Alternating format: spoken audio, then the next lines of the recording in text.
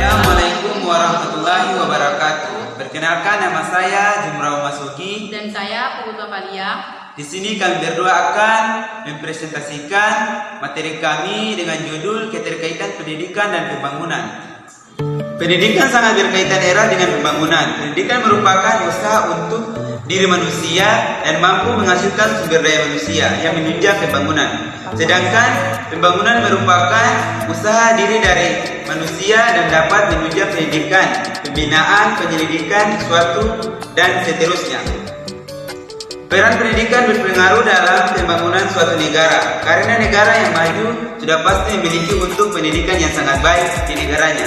Karena itu, jika negara memiliki penerus yang cerdas, pasti penerus akan memperbaiki pembangunan di suatu negaranya. Contohnya seperti Indonesia, negara kita masih lemah dari sektor pendidikan dibanding negara Jepang, Jerman, dan negara maju lainnya. Masih banyak masalah pendidikan yang belum diselesaikan oleh pemerintah. Misalnya, masih banyak bangunan-bangunan yang tidak layak dipakai untuk belajar, dan metode pengembangan belajar yang masih jauh dari harapan. Maka dari itu, negara kita Indonesia masih dikategorikan sebagai negara berkembang. Intinya, sumbangan pendidikan pada pembangunan. Sumbangan pendidikan pada pembangunan dapat dilihat dari berbagai segi, diantaranya 1. Segi sasaran pendidikan, 2. Segi lingkungan pendidikan, 3. Segi jenjang pendidikan, 4. Segi pembidangan kerja atau sektor kehidupan. Setelah itu, adapun wujud pembangunan sistem pendidikan meliputi berbagai aspek, antara lain 1. Aspek filosofi dan keilmuan, 2. Aspek yuridisik, 3. Aspek struktural, 4. Aspek ilmuwan.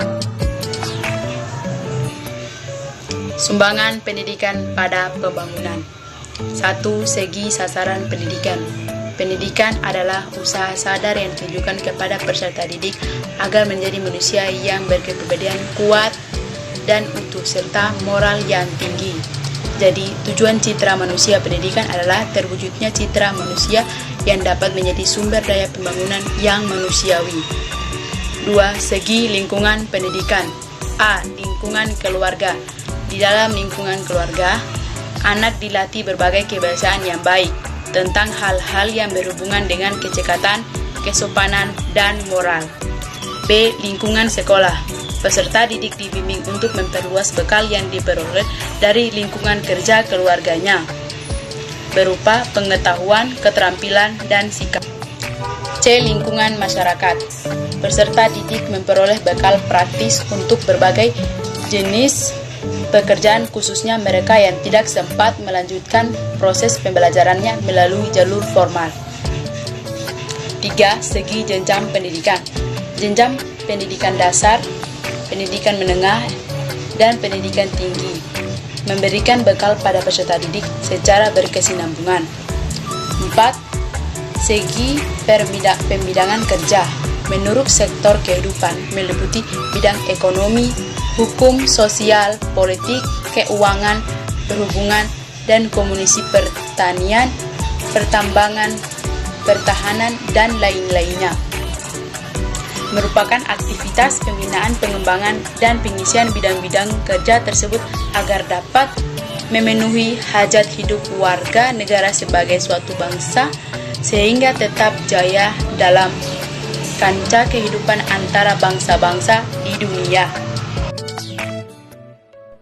Wujud pembangunan sistem pendidikan meliputi 4 aspek, yaitu 1. Aspek filosofi keilmuan.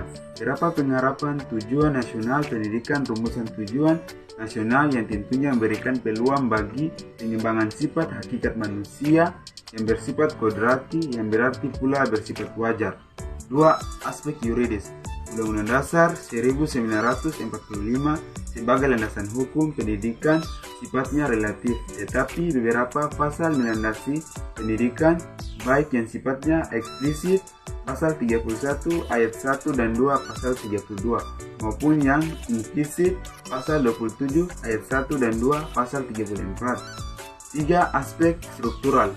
beberapa pada upaya pembenahan struktur pendidikan yang mencakup jenjang dan jenis pendidikan, lama waktu belajar dari jenjang yang satu ke jenjang yang lain sebagai akibat perkembangan sosial, budaya, dan politik.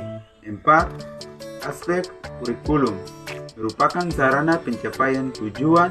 Jika tujuan kurikuler berubah, maka kurikulum berubah pula. Perubahan yang dimaksud mungkin mengenai materinya, orientasinya, pendekatannya, ataupun metodenya. Itulah hasil presentasi dari kami. Kurang dan lebihnya kami mohon maaf. Wassalamualaikum warahmatullahi wabarakatuh.